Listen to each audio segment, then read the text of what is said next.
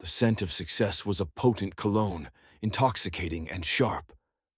It mingled with the lingering aroma of expensive coffee and polished mahogany in the executive boardroom. My pen, a solid gold Mont Blanc, felt heavy and significant as I scrawled my signature across the final page. $800 million. $800 million. Not just a number, but a testament to relentless late nights, brutal negotiations, and the sheer force of my will. I, Thomas, at 30 years old, had just closed the biggest deal in Aperture Corp's history. As CEO, I felt the rush of triumph surge through me, a feeling of absolute, unadulterated invincibility. My team, a small but fiercely loyal cohort of brilliant minds, erupted in quiet cheers. Handshakes were exchanged, backs were clapped.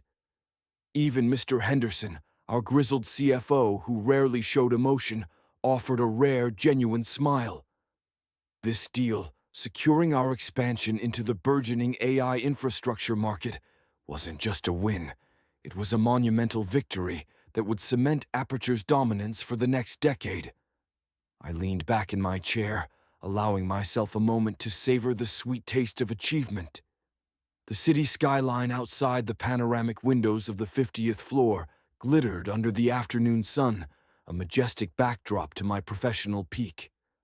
I had started at Aperture a decade ago, fresh out of business school, a hungry analyst eager to prove myself. I'd clawed my way up, bypassing older, more established executives, driven by a singular focus: excellence. 2 years ago, I had become CEO, the youngest in the company's history. I'd put in the hours, made the sacrifices, built this empire piece by piece. This $800 million deal was my crown jewel. The ink was barely dry on the contract when my elation turned to whiplash. My assistant Sarah buzzed through. Her voice, usually calm and efficient, held a tremor I hadn't heard before. "Mr. Sterling wants to see you in his office, Thomas. Immediately." Mr. Sterling, Leonard Sterling. The founder, the chairman of the board, the man who had given me my big break. My mentor, in a way. A knot tightened in my stomach. Sterling rarely summoned anyone immediately, especially not after a celebratory deal closing. A faint sense of unease, like a cold finger tracing my spine, began to creep in. I excused myself from the lingering celebration, my colleagues' congratulatory murmurs fading behind me. The walk down the hushed executive corridor, usually a stride of confidence, felt strangely heavy. The polished marble floors reflected my uneasy reflection. I pushed open the heavy oak door to Mr. Sterling's office. He sat behind his massive mahogany desk, a grim expression on his face. Opposite him, in one of the plush visitor chairs, sat his daughter, Tiffany. Her presence was an immediate jolt. Tiffany Sterling, 22 years old, barely out of college, known more for her Instagram stories from lavish parties in Mykonos than for any discernible professional acumen. She was clad in a ridiculously expensive designer tracksuit, her perfectly manicured nails tapping impatiently on her phone. She barely looked up when I entered, a smirk playing on her lips. "Thomas," Mr. Sterling began, his voice devoid of its usual warmth, flat and unyielding. My stomach dropped. "Have a seat." I sat, my eyes flicking from Sterling's unreadable face to Tiffany's bored smirk. The atmosphere in the room was thick with unspoken tension. I braced myself. Had I missed something in the deal? A hidden clause? A last-minute complication? "We need to talk about your position here at Aperture, Thomas," Mr. Sterling continued, his gaze unwavering. "Specifically your tenure." A cold dread began to spread through my veins. "My tenure," I repeated, my voice taut. "Mr. Sterling, I just closed the AI infrastructure deal. It's monumental. It secures our market position for years." Mr. Sterling sighed, a weary, almost practiced sound. "That deal while substantial, is merely a symptom, Thomas. We've been observing your conduct, your methods. The board has come to a difficult decision. My mind raced. Conduct. Methods. What was he talking about? I had run this company with an iron fist, yes, but always with a singular focus on profitability and growth. What conduct? What methods, sir? I've increased our market share by 15% in 2 years. Our stock price has never been higher. He steepled his fingers, avoiding my gaze.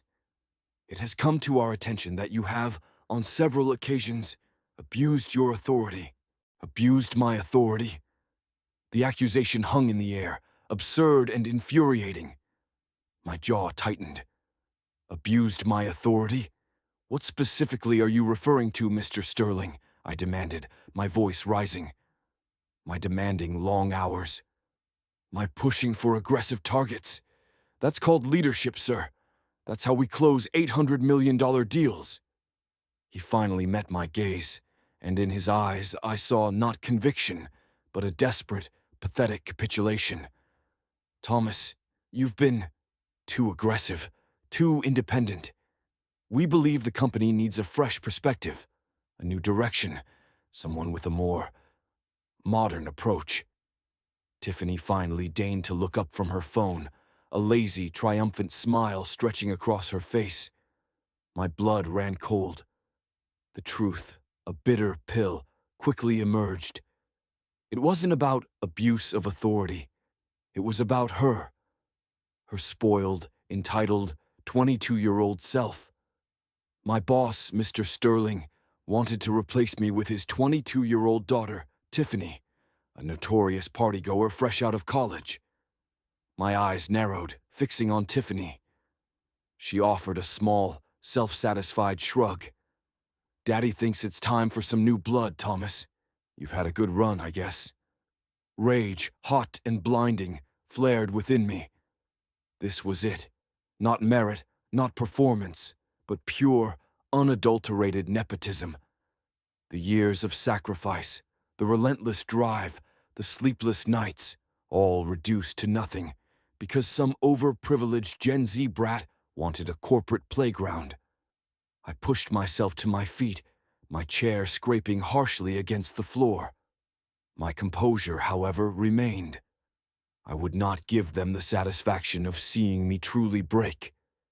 My voice, when I spoke, was dangerously low, laced with a chilling calm that only thinly veiled my fury.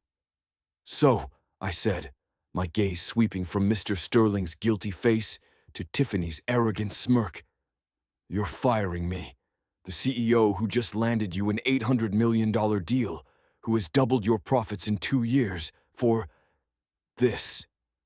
I gestured dismissively at Tiffany. Mr. Sterling cleared his throat. It's a strategic decision, Thomas, for the future of Aperture.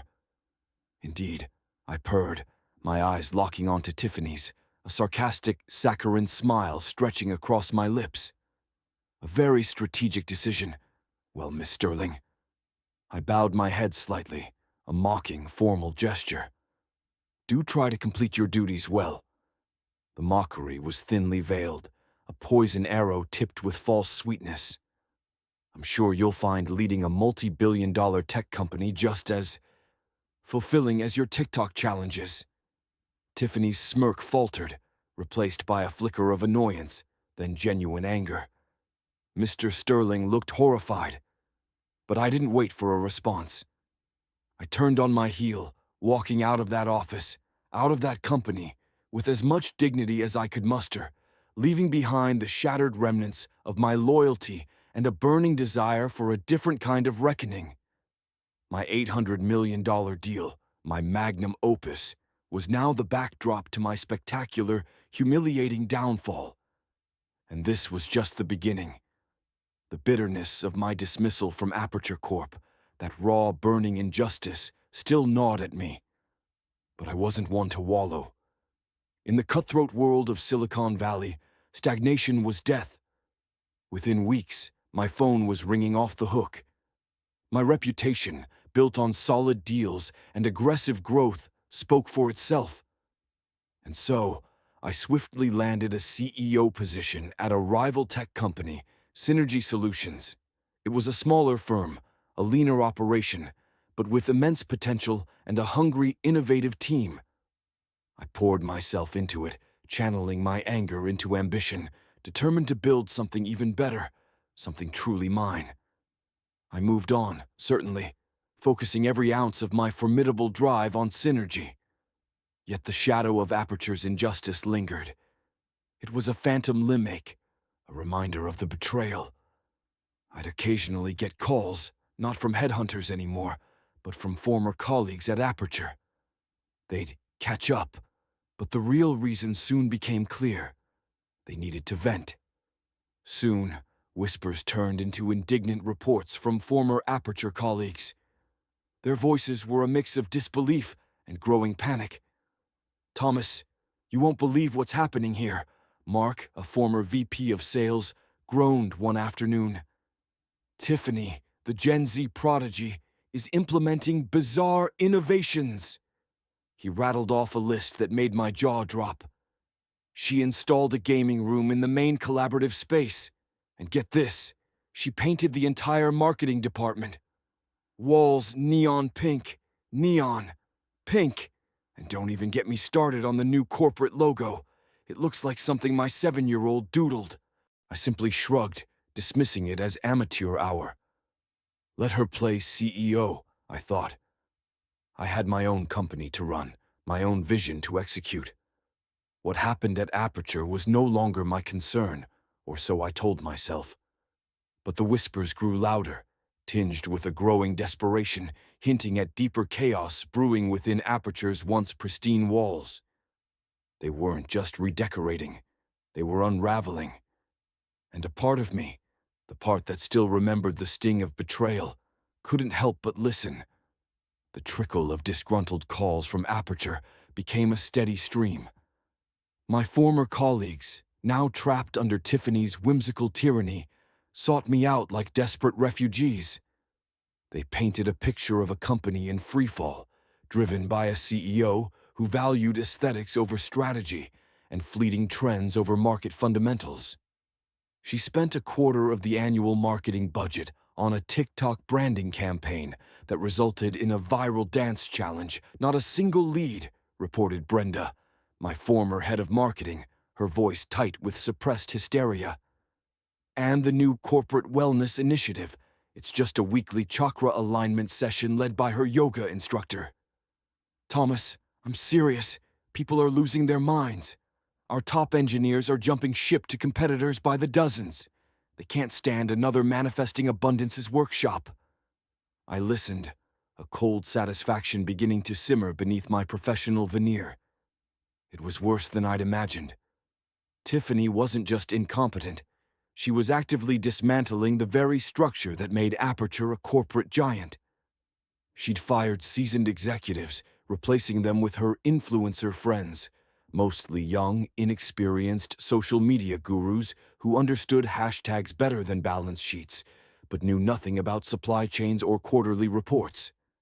The company's once ironclad security protocols had been relaxed for easier content creation, raising serious red flags about data integrity. The whispers grew louder, evolving into outright pleas for advice, for intervention.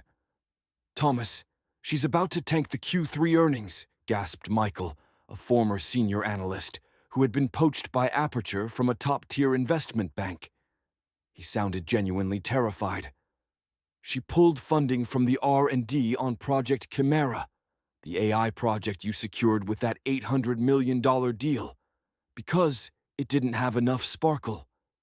She's diverting funds to a digital detox lounge and a meditation garden on the executive floor. Our projected losses for this quarter are in the tens of millions. She's going to ruin everything." I'd offer neutral advice, careful not to compromise my position at Synergy. "Focus on internal reports. Document everything," I'd tell them.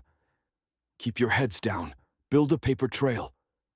But inside, a strategic chess game was unfolding in my mind. Aperture's chaos wasn't just schadenfreude. It was an opportunity. Synergy Solutions, under my leadership, was gaining ground. We were lean, agile, and aggressively innovative.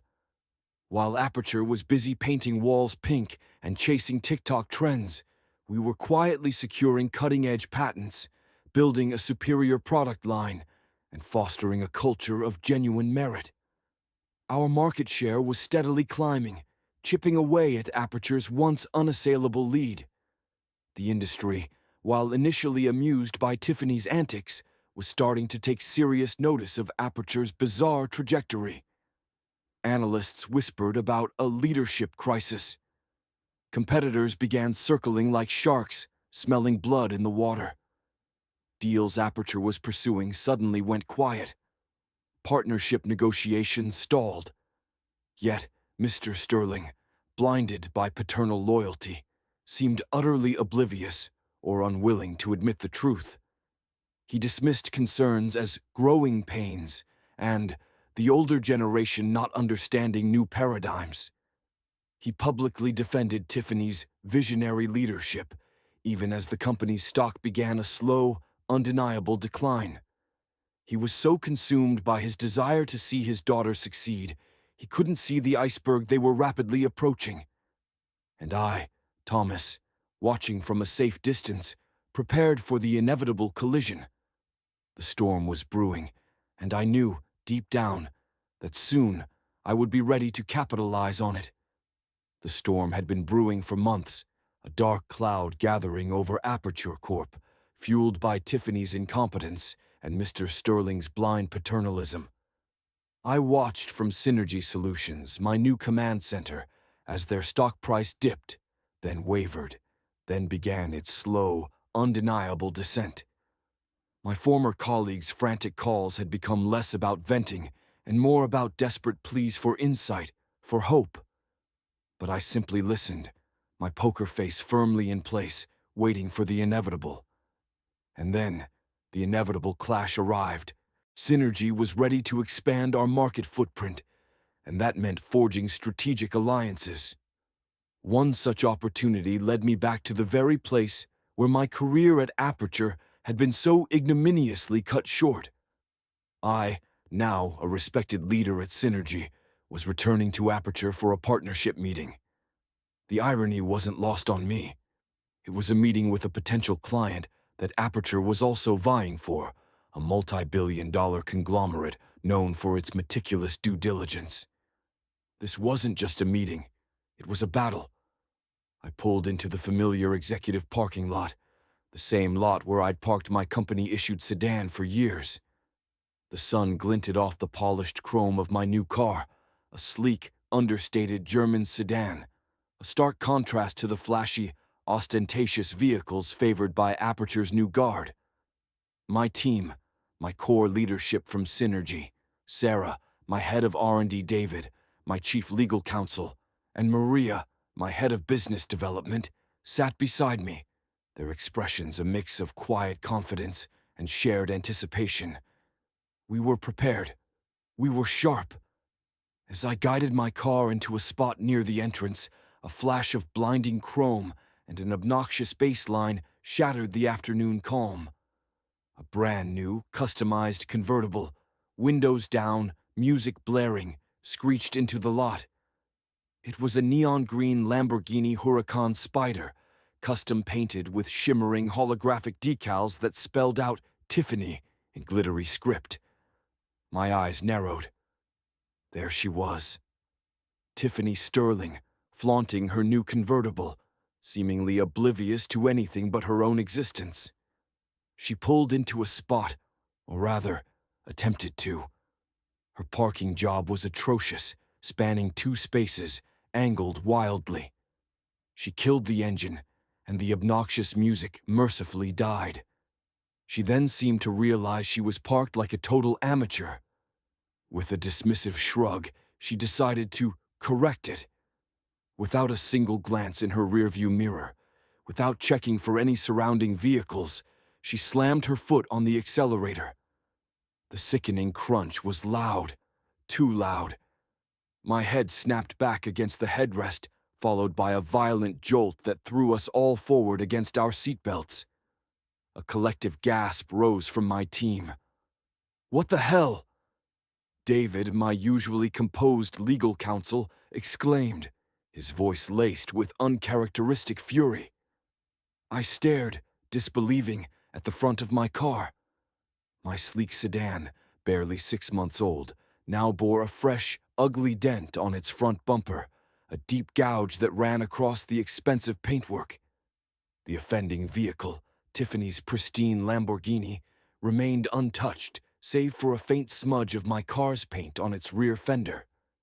Tiffany, meanwhile, emerged from her convertible, sunglasses perched on her nose, a cascade of platinum blonde hair flowing over her shoulders. She wore a designer jogging suit that probably cost more than my first car, and her perfectly manicured nails were busy scrolling through her phone. She looked around, finally noticing the accident, but without a shred of concern. She just rolled her eyes. "Ugh, really?" she drawled, her voice carrying across the parking lot, laced with disdain.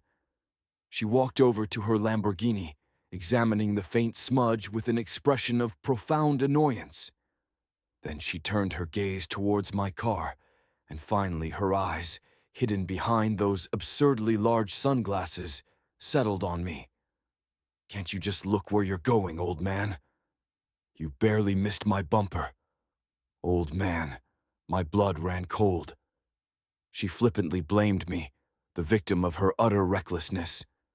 There was no apology, no concern, just a wave of her hand, as if I were a minor inconvenience, a bug splattered on her windshield. Her arrogance was astounding, a tangible force radiating off her. She flipped her hair, pulled her sunglasses lower on her nose, gave me one last dismissive glance, and then, with an almost imperceptible shrug, she sauntered off towards the building entrance. Not a word about insurance, not a promise to call, just a brazen, entitled departure. She sped off without an apology. My synergy team sat in stunned silence for a beat. Then the outrage erupted. "Are you kidding me?" Sarah exclaimed, her jaw dropping. "She just hit your car and walked away. No apology, no exchange of information." "That's illegal," David thundered, already reaching for his phone. "That's a hit and run outright." "Unbelievable," Maria muttered, shaking her head. The sheer arrogance. I held up a hand, silencing them. My own fury was a cold, dangerous fire, burning steadily, not a volatile explosion. This wasn't just about a dented bumper. It was about the utter contempt for professionalism, for basic human decency that Tiffany embodied. This brazen disrespect infuriated my synergy team, who were now quietly, but firmly, unwilling to collaborate with Aperture. The partnership meeting ahead suddenly felt very, very different. We stepped out of the car, assessing the damage. It was significant. My legal counsel was already snapping photos, compiling evidence. But I knew this was more than just an insurance claim. This was a gift, a catalyst. Inside the sprawling, overly modernized lobby of Aperture, which now featured a giant LED screen displaying a looped video of Tiffany doing a bizarre corporate synergy dance. The air was thick with the scent of cheap air freshener and a palpable sense of internal disarray. My former colleagues, the ones who had called me in desperation, greeted me with hushed, anxious welcomes. Their eyes darted nervously, indicating the constant surveillance under Tiffany's new regime. The meeting with the potential client, a stoic, no-nonsense German CEO named Herr Schmidt, and his equally serious team, began. Tiffany, of course, was late. She burst in, 20 minutes into the presentation, still scrolling on her phone, then offered a flippant, "Sorry, traffic was a nightmare, LOL." She then proceeded to offer a series of shockingly superficial suggestions, trying to inject youthful energy into a highly complex technical proposal. She brought up influencer partnerships and gamified onboarding for a data security infrastructure deal. Herr Schmidt's face, already stern, seemed to freeze into an expression of utter disbelief. My synergy team, remembering the parking lot incident, exchanged grim glances across the table whenever Tiffany spoke. Their faces, carefully composed for the clients, broadcasted a silent but firm unwillingness to collaborate with Aperture. The atmosphere in the room was thick with unspoken dissatisfaction. I could practically see the potential client's interest draining away with every word out of Tiffany's mouth. Seizing the moment, I subtly shifted tactics. I didn't overtly badmouth Aperture or Tiffany. That would be unprofessional. Instead, I carefully, almost imperceptibly, began to highlight Synergy's core strengths in stark contrast to Aperture's glaring weaknesses. I spoke about our robust internal controls, our rigorous security protocols, our long-term strategic vision. I emphasized the stability of our leadership, the depth of our executive team's experience. Later that evening, after the disastrous meeting, I gathered my Synergy team. "Gentlemen, ladies," I began, my voice calm. "Aperture Corp is not just a competitor. They are a case study in corporate mismanagement. We have an opportunity to show the industry what true leadership looks like." I didn't explicitly say, "Let's ruin Aperture." I didn't have to. The anger my team felt at Tiffany's arrogance, combined with their concern for the industry's integrity, was a tangible force. I simply stated, "We need to ensure that the market fully understands Aperture's current operational reality." Seizing the moment, I discreetly circulated information about Tiffany's erratic leadership and Aperture's internal disarray. My network was vast. I had contacts everywhere, from industry analysts to venture capitalists, from veteran journalists to influential bloggers. I shared carefully curated snippets, the disastrous marketing campaigns, the wasteful spending on frivolous wellness initiatives, the mass exodus of top-tier talent, the alarming lack of progress on critical R&D projects. I revealed how she had, for instance, used funds allocated for server upgrades on a corporate branding trip to Bali, or how she had alienated key long-term clients with her dismissive attitude. I didn't lie. I simply highlighted the truth, amplified the chaos with surgical precision. My information was always verifiable, always backed by internal reports or disgruntled former employees who were now free to speak. I leaked anonymous tips to financial journalists, pointing them towards Aperture's increasingly dire quarterly projections. I accidentally forwarded internal memos from Aperture showing bizarre budget allocations to industry watchdog groups. It was a subtle, almost invisible campaign, but devastatingly effective. My subtle actions ensured Aperture could not finalize crucial contracts, including a looming $800 million agreement, the very deal I had secured, now teetering on the brink. The market, once captivated by Tiffany's glamorous image, was now seeing the undeniable truth, a company being driven into the ground by incompetence and ego. And the best part, I was merely pointing out the obvious. The self-destruction was all their own. The seeds I'd sown, the quiet, strategic leaks about Aperture's spiraling chaos had bloomed into a full-blown corporate crisis. The industry was abuzz with their woes.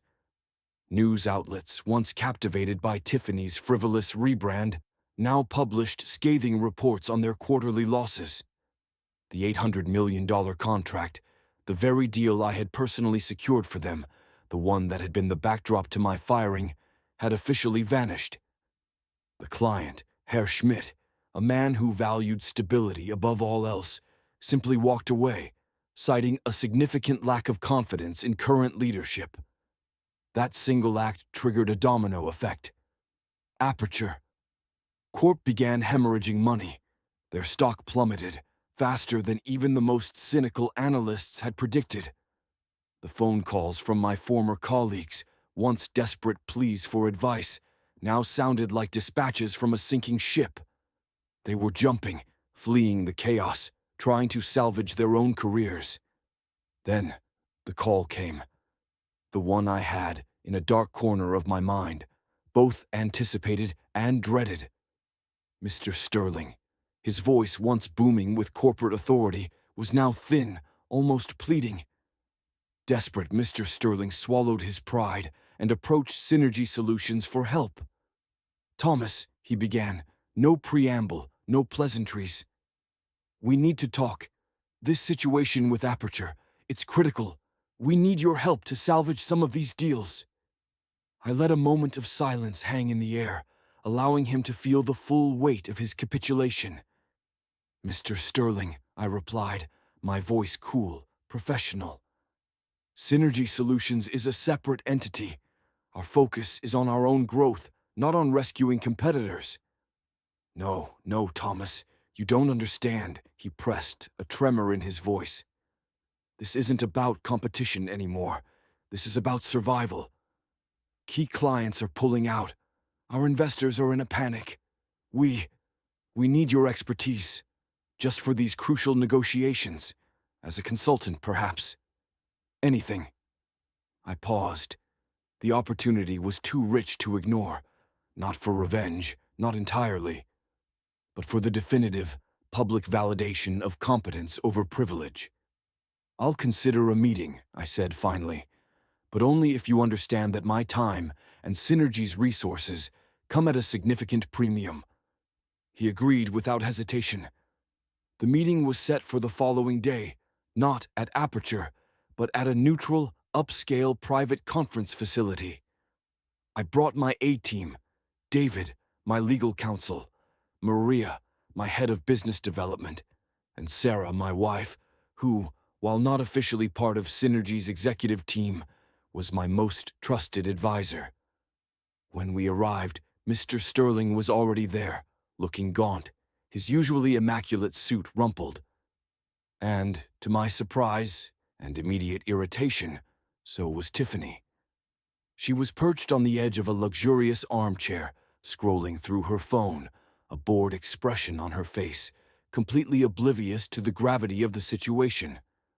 Her presence was a clear sign Mr. Sterling was still clinging to the delusion that she was part of the solution, not the core problem. "Thomas," Mr. Sterling said, rising with an effort, extending a hand.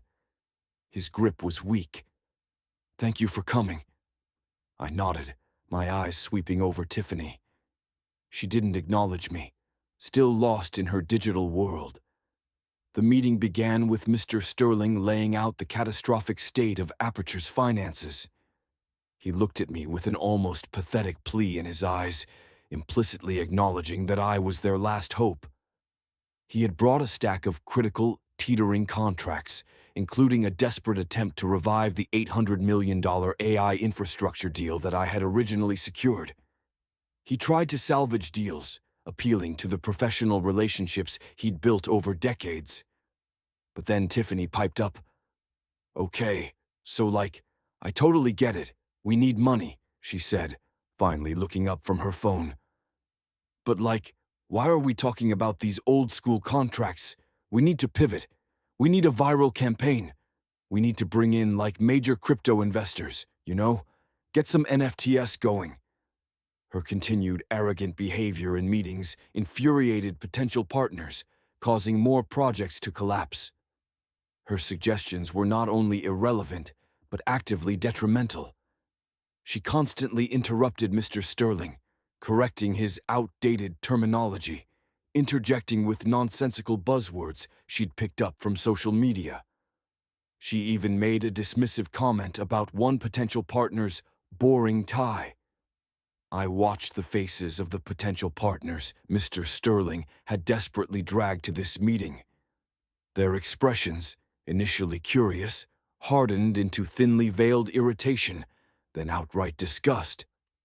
One CEO, a seasoned veteran of the tech industry, simply leaned back in his chair, a look of profound disappointment on his face. Another, a sharp-eyed investor, began packing his briefcase, clearly signaling his intention to leave. "Miss Sterling," he said, his voice clipped, With all due respect, your understanding of corporate finance and long-term strategic partnerships appears to be limited. We are discussing the future of a multi-billion-dollar enterprise, not a social media trend. Tiffany, in her usual clueless fashion, simply shrugged. Whatever. It's just like, my generation understands what's now, you know? You guys are like totally boomer-minded. That was the final straw. The CEO, who had been listening patiently, a man renowned for his even temper, stood up. "Mr. Sterling," he said, his voice cold, "I believe we have nothing further to discuss. This is not a viable partnership for us." He nodded curtly to me, a flicker of respect in his eyes, and walked out. The other potential partners followed suit, leaving Mr. Sterling, Tiffany, and me in stunned silence. The $800 million contract vanished, followed by a cascade of abandoned projects. Mr. Sterling looked utterly defeated, his face ashen. He turned to Tiffany, his jaw clenched, but she just shrugged, pulling out her phone. "Honestly, Dad, they just didn't get it. They're old school. Their loss, not ours." Her delusion was breathtaking. Over the next few weeks, Aperture's decline accelerated. The public failures mounted. News leaked of massive layoffs, of entire departments being dismantled. The once gleaming corporate headquarters was being sold off, floor by floor. Aperture Corp hemorrhaged money, its reputation in tatters. The company, once a titan, declared bankruptcy. It was a slow, agonizing death for what was once a powerful empire. Mr. Sterling, stripped of his empire, his fortune decimated by Aperture's collapse and Tiffany's disastrous spending. I later heard rumors she had convinced him to invest heavily in a metaverse real estate venture that turned out to be a scam, was forced to return to the corporate world. He needed a job. He had lost everything. Then came the call from my HR department. "Thomas, we have a new hire starting next Monday. Experienced executive, solid background, looking for a management role." My pulse quickened. There was a strange tone in the HR director's voice. "His name is Leonard Sterling." My office fell silent. The air crackled with an almost unbearable tension. Poetic justice, cruel, undeniable, and utterly unforeseen. The following Monday, I stood in the main atrium of Synergy Solutions, observing the new hires being led through their orientation. My gaze swept over them, and then I saw him, Leonard Sterling, my former boss, the man who had summarily fired me, replaced me with his incompetent daughter. He looked older, his shoulders stooped, his once proud bearing diminished. He wore a simple, unbranded suit, his face etched with resignation. He was just another employee, blending in with the ranks. As the HR manager introduced the new hires, she paused in front of Sterling. "And this is Leonard Sterling, who will be joining our Strategic Initiatives Department." She then motioned to me, standing prominently on the mezzanine overlooking the atrium. "He'll be reporting directly to our CEO, Thomas." Sterling's head snapped up. His eyes met mine across the bustling atrium. For a brief moment, the old fire flickered in his gaze. Surprise, disbelief, then a wave of profound humiliation. He looked like he'd been punched in the gut. He swallowed hard, his face paling. He didn't say a word. He just nodded, a slight, almost imperceptible dip of his head. In a twist of poetic justice, his only viable option led him to become an employee at Synergy Solutions, working directly under Thomas, the man he had unjustly fired. He was no longer the all-powerful CEO, but a subordinate, reporting to the man whose career he had tried to derail. The irony was palpable, a silent scream in the bustling office. This wasn't just a victory for me. It was a cosmic rebalancing. My journey had come full circle, from the cold dismissal in his office to his broken gaze from my own.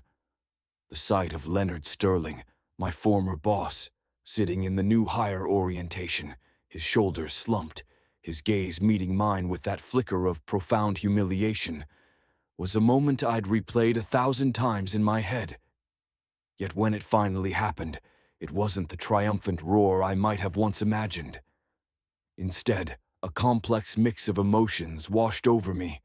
A fleeting satisfaction, yes, but also a surprising pang of something akin to empathy.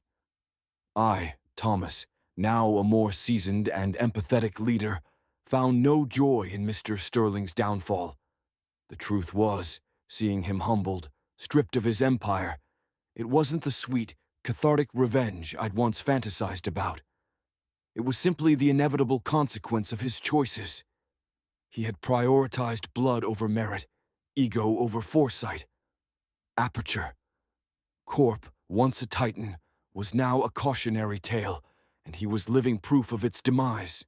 He started in the Strategic Initiatives Department, a role that, ironically, involved analyzing market trends and identifying potential acquisitions, tasks he'd once commanded from the CEO's chair. He kept to himself, a ghost haunting the halls of the company that was now my domain. He was quiet, almost invisible, a stark contrast to the booming presence he once commanded. I watched him, discreetly at first, then more openly. He worked diligently, professionally. There was no malice in his eyes, only a quiet, weary acceptance. Our first direct interaction as boss and subordinate was awkward, a tightrope walk over years of shared history and bitter betrayal. I called him into my office to discuss a project. He sat opposite me, in the same chair Tiffany had once occupied while I received my marching orders. "Leonard," I began, using his first name, a small gesture of humanity.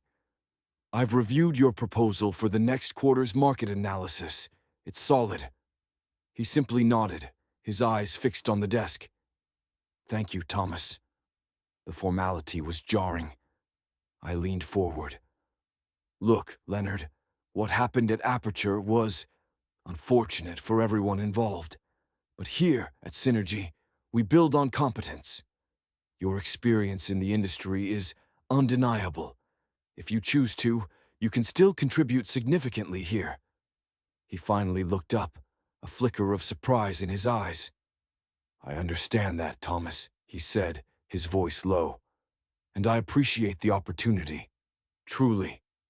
There was no arrogance, no defensiveness, just a man, humbled by fate, accepting a lifeline.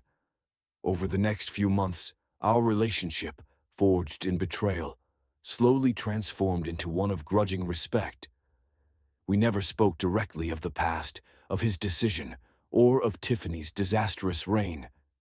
But in the quiet moments, in the subtle nods across a conference table, in the way he would sometimes offer a piece of unsolicited, valuable advice on a strategic challenge, I sensed a quiet acknowledgement. He was learning, and so was I. I learned that true power isn't about crushing rivals, but about strategic patience, integrity, and building a foundation of trust. My revenge hadn't been born of a vicious plot, but from simply doing my job, doing it well, and letting competence speak for itself. Aperture's downfall was a self-inflicted wound, exacerbated by the truth I helped bring to light, but ultimately, it was their own choices that led to ruin. Synergy Solutions thrived.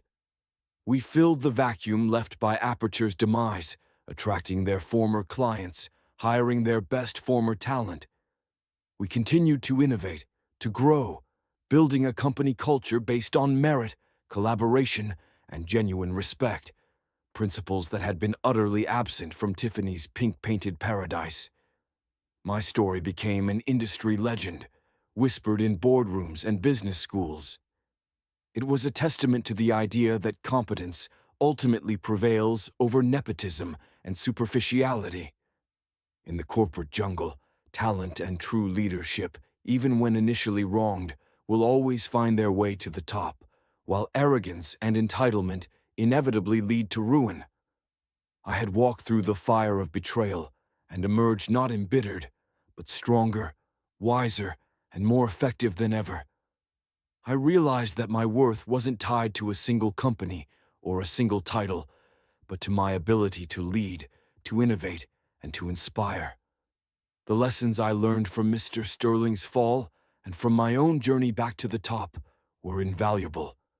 I learned the corrosive nature of unchecked ego, the fragility of a company built on anything less than solid principles. I learned the true meaning of leadership, not just barking orders, but listening, adapting, and empowering those around you. I learned that sometimes the greatest victories are achieved not through direct confrontation, but through the quiet, consistent pursuit of excellence, allowing your actions to speak louder than any words. And Tiffany, I heard snippets. She tried her hand at various entrepreneurial ventures, mostly involving questionable crypto projects and social media consulting. None of them lasted. The last I heard, she was attempting to launch a luxury influencer travel brand funded by some remaining family trust, but it seemed destined for the same fate as her brief stint at Aperture. Her story, too, served as its own cautionary tale. Entitlement without competence is a recipe for disaster. My journey taught me that true satisfaction doesn't come from seeing someone else fail, but from building something genuinely successful, from creating a space where merit is valued and where everyone has a fair shot. It solidified my belief in the American dream, not as a shortcut to fame, but as a reward for hard work, integrity, and perseverance. And so, the story of Thomas, the CEO who was unjustly fired only to rise stronger and lead a new empire, comes to a fulfilling close. My journey is a testament to the idea that even the sharpest betrayals can become the forge for your greatest strengths, and that genuine leadership will always find its way back to the top. If my story of overcoming corporate injustice and building a culture of competence resonated with you, and if you believe in the enduring power of integrity in business, please consider giving this story a like. Your support is invaluable and helps us share narratives that highlight important lessons in leadership and resilience. For more insights into the competitive world of tech, strategies for navigating corporate challenges, and inspiring stories of professional triumph, be sure to subscribe to our channel.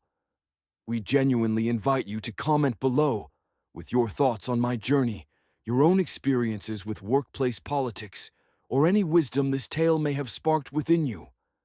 We truly value your engagement and appreciate every single comment. Thank you for joining us on my path from betrayal to triumph.